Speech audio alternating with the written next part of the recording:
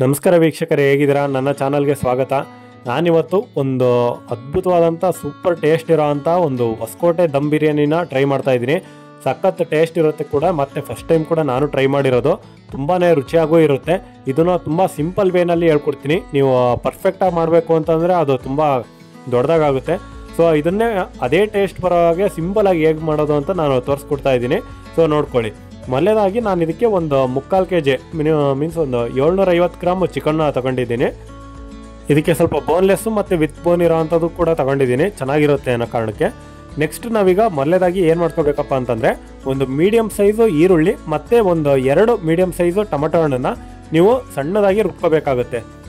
3 ಈರುಳ್ಳಿ ಮತ್ತು 2 ಟೊಮೆಟೊ ಹಣ್ಣು ಇವೆರಡೂ ಕೂಡ ನೀವು ನೀಟಾಗಿ ಪೇಸ್ಟ್ ಮಾಡ್ಕೋಬೇಕಾಗುತ್ತೆ ಸಪ್ರೇಟಾಗಿ. ಸೊ ಈ ರೀತಿಯಾಗಿ ಪೇಸ್ಟ್ ಮಾಡ್ಕೊಂಡಿದ್ದೀನಿ. ಈಗ ಇದಕ್ಕೆ ರೈಸು ನಾನು ಬಾಸ್ಮತಿ ರೈಸ್ನ ಉಪಯೋಗಿಸ್ತಾ ಇದ್ದೀನಿ. ಇದರಲ್ಲಿ ಪೂರ್ತಿ ಬಾಸ್ಮತಿ ರೈಸ್ ಮಾತ್ರ ಅಲ್ಲ, ಇದ್ರ ಜೊತೆಗೆ ನಾವು ಯಾವ್ದಾರ ಸ್ಟೀಮ್ ಅಕ್ಕಿ ಇದ್ರೆ ಸ್ಟೀಮ್ ಅಕ್ಕಿ ಅಥವಾ ಯಾವ್ದಾರ ಬೇರೆ ಅಕ್ಕಿ ಇದ್ರೂ ಕೂಡ ನೀವು ಉಪಯೋಗಿಸ್ಬೋದು. ಬಾಸ್ಮತಿ ರೈಸು 1 ಕಪ್ಪು ಮತ್ತು ನಾನು ಕೋಲಂ ರೈಸ್ ಜೈ ಶ್ರೀರಾಮ್ ಅಕ್ಕಿ ಇರುತ್ತಲ್ವ, ಆ 2 ಅಕ್ಕಿನ ಉಪಯೋಗಿಸ್ತಾ ಇದ್ದೀನಿ. ಒಟ್ಟು ಟೋಟಲ್ ಆಗಿ 2 ಲೋಟ. ಸೊ ಇವನ್ನ ಚೆನ್ನಾಗಿ ತೊಳ್ಕೊಂಡು ಒಂದು ಸ್ವಲ್ಪ ಹೊತ್ತು ನೆನೆ ಇಡ್ತಾ ಇದ್ದೀನಿ. ಆಲ್ಮೋಸ್ಟ್ ಹೊಸಕೋಟೆ ದಮ್ ಬಿರಿಯಾನಿ ಅವರು ಕೋಲಂ ರೈಸ್ನೇ ಯೂಸ್ ಮಾಡೋದು, ಸೊ ಹಂಗಾಗಿ ಅದನ್ನೇ ಯೂಸ್ ಮಾಡ್ತಾ ಇದ್ದೀನಿ.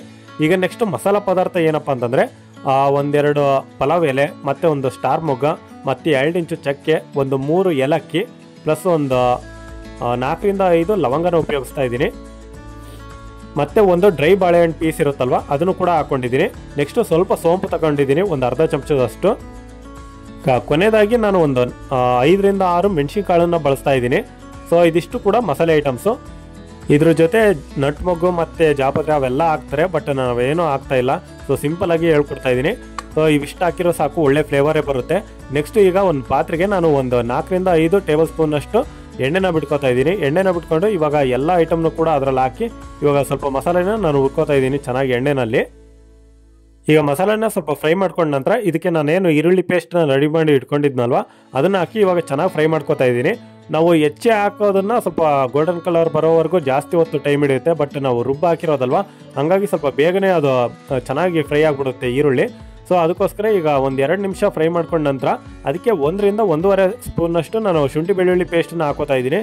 ಶುಂಠಿ ಬೆಳ್ಳುಳ್ಳಿ ಪೇಸ್ಟು ಹಾಕೊಂಡಷ್ಟು ಇದಕ್ಕೆ ರುಚಿ ಜಾಸ್ತಿ. ಸೊ ಹಂಗಾಗಿ 1.5 ಸ್ಪೂನನ್ನು ಬಳಸ್ತಾ ಇದ್ದೀನಿ ನಾನು. ಸೊ ಅದನ್ನು ಕೂಡ ಇವಾಗ ಚೆನ್ನಾಗಿ ಫ್ರೈ ಮಾಡ್ಕೊಳ್ಳಿ. ಈಗ ಒಂದು 3 ಹಸಿಮೆಣಸಿನಕಾಯಿನ ಹಾಕೊಂಡು ಅದನ್ನು ಕೂಡ ಇವಾಗ ಫ್ರೈ ಮಾಡ್ಕೊತಾ ಇದ್ದೀನಿ. ಅದನ್ನು ಉದ್ದವಾಗಿ ಸೀಳಿ ಹಾಕೊಂಡು ಫ್ರೈ ಮಾಡ್ತಾ ಇದ್ದೀನಿ. ಖಾರವಾಗಿರಲಿ ಅನ್ನೋ ಕಾರಣಕ್ಕೋಸ್ಕರ ಮೆಣಸಿನಕಾಯಿ ಹಾಕೋದಿಲ್ಲ, ಬಟ್ ನಾನು ಹಾಕೋತಾ ಇದ್ದೀನಿ ಸ್ವಲ್ಪ ಖಾರವಾಗಿ ಬರಲಿ ಅನ್ನೋ ಕಾರಣಕ್ಕೆ. ಸೊ ಇದನ್ನು ಹಾಕೋಬೋದು, ಇಲ್ಲ ಬಿಡ್ಬೋದು, ಖಾರ ಪುಡಿನೇ ಹಾಕಿದ್ರು ನಡೆಯುತ್ತೆ.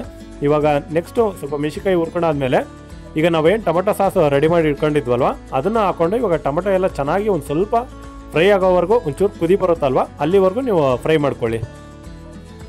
ಸ್ವಲ್ಪ ಟೊಮೆಟೊ ಸಾಸು ಕುದಿ ಬರೋಕ್ಕೆ ಸ್ಟಾರ್ಟ್ ಆಗಿ ಕೂಡಲೇ ನಾವೇನು ಚಿಕನ್ ಇರ್ತದಲ್ವ, ಸೊ ಆ ಚಿಕನ್ನ ಹಾಕ್ಕೊಂಡು ಇವಾಗ ಚೆನ್ನಾಗಿ ಮಿಕ್ಸ್ ಮಾಡಬೇಕು. ಎಲ್ಲ ಒಗ್ಗರಣೆ ಜೊತೆ ಅದು ಚೆನ್ನಾಗಿ ಮಿಂಗಲ್ ಆಗಬೇಕು, ಅಲ್ಲಿವರೆಗೂ ಚೆನ್ನಾಗಿ ಫ್ರೈ ಮಾಡ್ಕೊಳ್ಳಿ ನೀವು.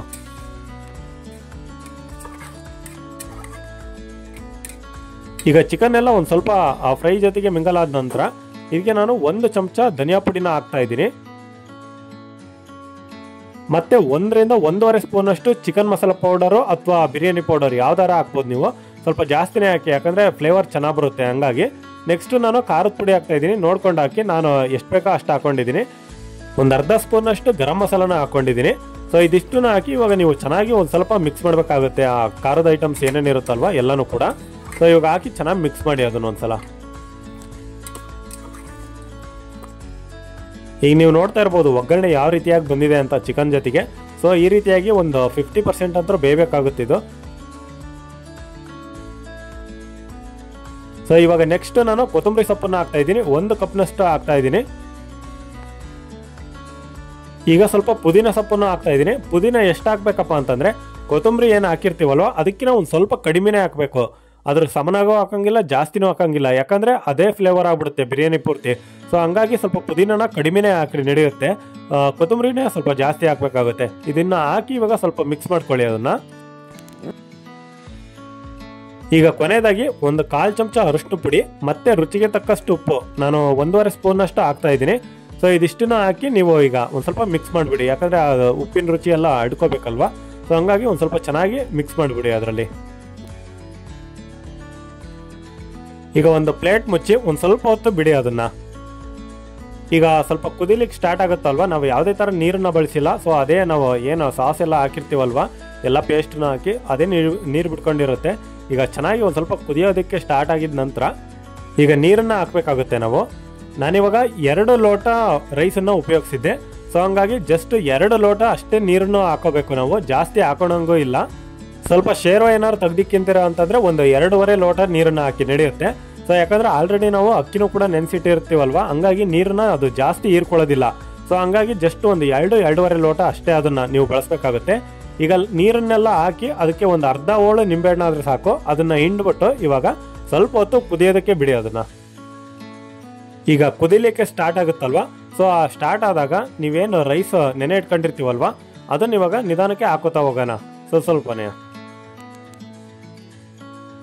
ಈಗ ರೈಸ್ ಎಲ್ಲ ಹಾಕಿದ್ಮೇಲೆ ಒಂದು ಸ್ವಲ್ಪ ಮಿಕ್ಸ್ ಮಾಡಿ ಇವಾಗ ರೈಸ್ ಏನಿರುತ್ತಲ್ವ ಅದನ್ನು ಕೂಡ ಒಂದು ಸ್ವಲ್ಪ ಹೊತ್ತು ಕುದಿಯೋ ತನಕ ಬಿಡಿ ಅದನ್ನು ಏನಾರು ಪ್ಲೇಟ್ ಮುಚ್ಚಿ.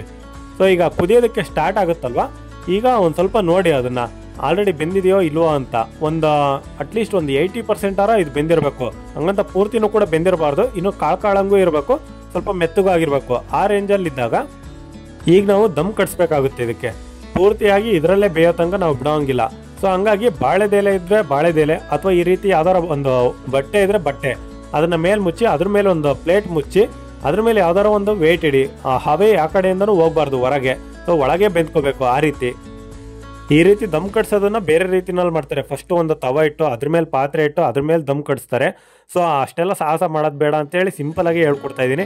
ಡೈರೆಕ್ಟ್ ನಾವು ಪಾತ್ರೆ ಏನು ಇಟ್ಟಿರ್ತೀವಲ್ವ ಅದನ್ನೇ ಫುಲ್ಲು ಲೋ ಫ್ಲೇಮಿಗೆ ಇಟ್ಟು ಸೊ ಈ ರೀತಿ ದಮ್ ಕಟ್ಸಿರೋ ಸಾಕು ಬರುತ್ತೆ ಅದು.